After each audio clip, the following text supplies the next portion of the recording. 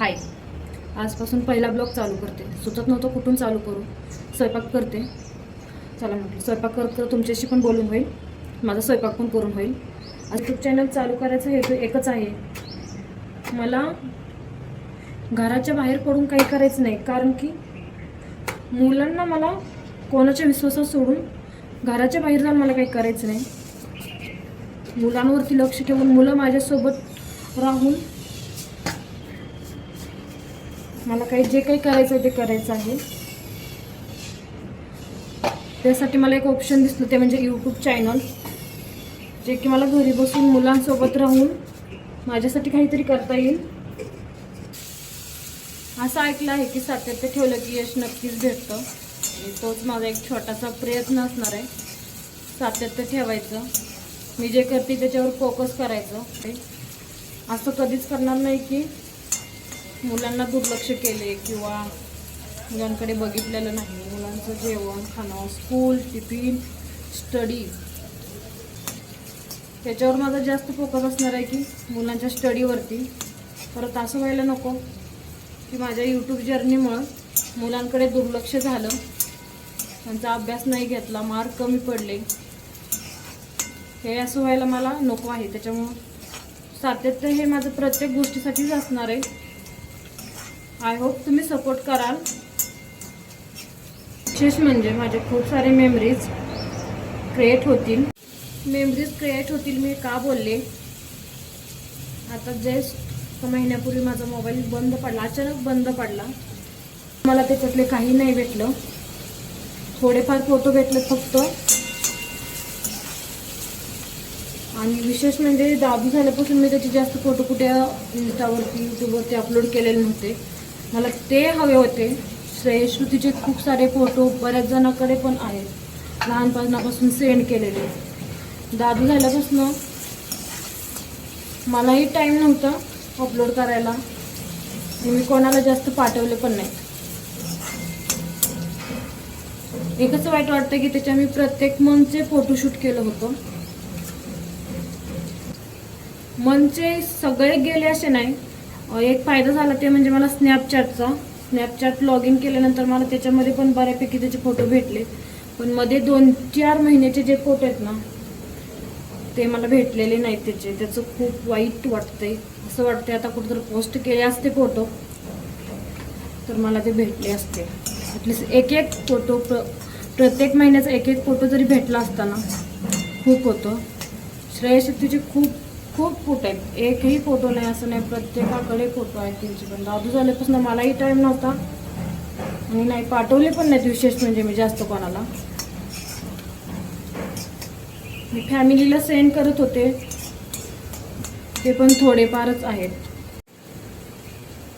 मला त्याची अशी सिरीज बनवायची होती झाल्यापासून, की रांगायला लागलेला, पालथा पडायला लागलेला, तो चालायला लागलेला, बसायला लागलेला, प्रत्येक स्टेपचे एकांग होताना, पोटाने पुढे सरकताना, फर्स्ट टाइम जे काय तो करेल, जे काय ॲक्टिव्हिटी फर्स्ट टाइम करेल त्याचे सगळे मी व्हिडिओ शूट केलेले होते. आणि मला त्याचे फर्स्ट मंथपर्यंत जे काय तो ॲक्टिव्हिटी करेल त्याचं अशी मला एक सिरीज बनवायची होती. ते काय मला भेटलेली नाही, त्याचं एक खूप प्रचंड वाईट वाटते. मी शूट केलेलं एक होतं, फर्स्ट टाइम तीत आलेली, ती एक शूट केलेलं होतं.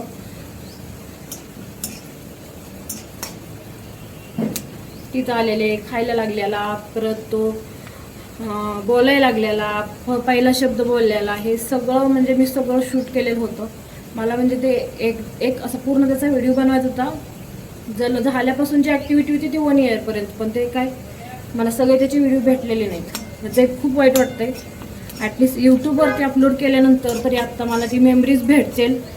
समजा माझ्या मोबाईलला काय झालं, हा एक खूप मोठा माझा हेतू आहे त्याच्यामागं. दादू झोपलाय, म्हटलं पहिला स्वयंपाक करून घ्या होता, नंतर डेकोरेशनची तयारी करणार आहे. अधिक मासची तयारी ऑलमोस्ट झालेली आहे, फक्त डेकोरेशन करायचं बाकी आहे आणि आम्ही रेडी व्हायचं. माझी भाजी होत आली तुमच्याशी बोलत बोलत. मला दादू उठायच्या आधी स्वयंपाक करून घ्यायचा आणि डेकोरेशन करायला लागायचंय.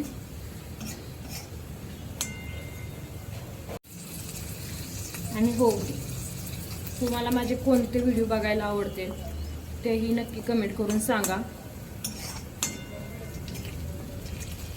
आणि तुम्ही कुठून माझे व्हिडिओ बघताय तेही सांगा, म्हणजे मला समजेल की माझा व्हिडिओ कुठपर्यंत पोहोचलेला आहे.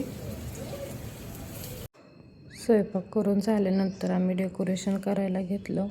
आम्ही तिघींनी मिळून डेकोरेशन केलं. डेकोरेशन होईपर्यंत दादू झोपला होता. डेकोरेशन ना पटपट आम्ही 20 मिनिटात कंप्लीट केलं असेल. मम्मी आम्हाला हेल्प करत होती, फुलांच्या पाकळ्या काढून देत होती आणि आम्ही डेकोरेशन तिघीजण करत होतो. डेकोरेशन करून झाल्यानंतर आम्ही अनारसे बनवले होते आणि धोंडे बनवले होते. 31 अनारसे आणि 31 धोंडे असे बनवले होते.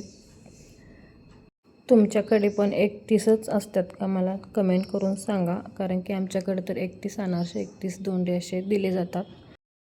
दादूचं आवरून घेतलं, पण तो काय पाटावर बसायला तयार नव्हता. तो पाटावरनं उठायचा आणि साईडला जाऊन खेळायचा. त्याला पाणी दिसल्यानंतर तो पाटावरती बसला आणि बसल्यानंतर मग त्याचे पाय धुवून पूजा करून घेतली पायाची. त्यानंतर त्याला मी वाण घेतला होता. वाण घालून घेतला आणि वाण घालताना पण त्याची खूप खाली पाणी ओलं झाल्यामुळं त्याला पाय खाली ठेवत नव्हता तिथे, पण तो खूप पाय हलवत होता. पाणी खाली सांडलं होतं, पण त्याला ते बिलकुल आवडत नव्हतं. तो मला पहिलं ते खालचं पाणी क्लीन करून घे बोलत होता. शेवटी त्याला पाटावरती उभा करून पैंजण घातलं, त्यानंतर अंगठी घातली, मग त्याला औक्षण करून घेतलं. हे काय चाललंय त्याला समजत नव्हतं, पण जे काय होते ते खूप एन्जॉय करत होता. दीदीसोबत पण तो खूप मस्ती करत होता. दीदीने त्याला डोक्यावरती औक्षण करताना तांदूळ टाकले होते, त्यालाही सेम तसं करायचं होतं. त्यानंतर माझ्या दोन्ही लक्ष्मीचं औक्षण करून घेतलं. दादू एवढाच त्यांचाही दोघींचा मानपान केला. अधिक मास हा 3 वर्षातून एकदा येतो, त्याच्यामुळे ह्या साऱ्या गोष्टी करायलाच पाहिजे. सो असा पार पडला आमचा धोंडा. आमचा धोंड्याचा छोटासा कार्यक्रम कसा वाटला नक्की कमेंट करून सांगा. उद्यापासून स्कूल सुरू होते, तारेवरची कसरत सुरू होणार आहे. तो एक खूप मोठा टास्क आहे. हा माझा पहिला ब्लॉग होता. कसा वाटला नक्की कमेंट करून सांगा. व्हिडिओ आवडल्यास चॅनलला सबस्क्राईब करा, लाईक करा, शेअर करा, कमेंट करा. चलो बाय.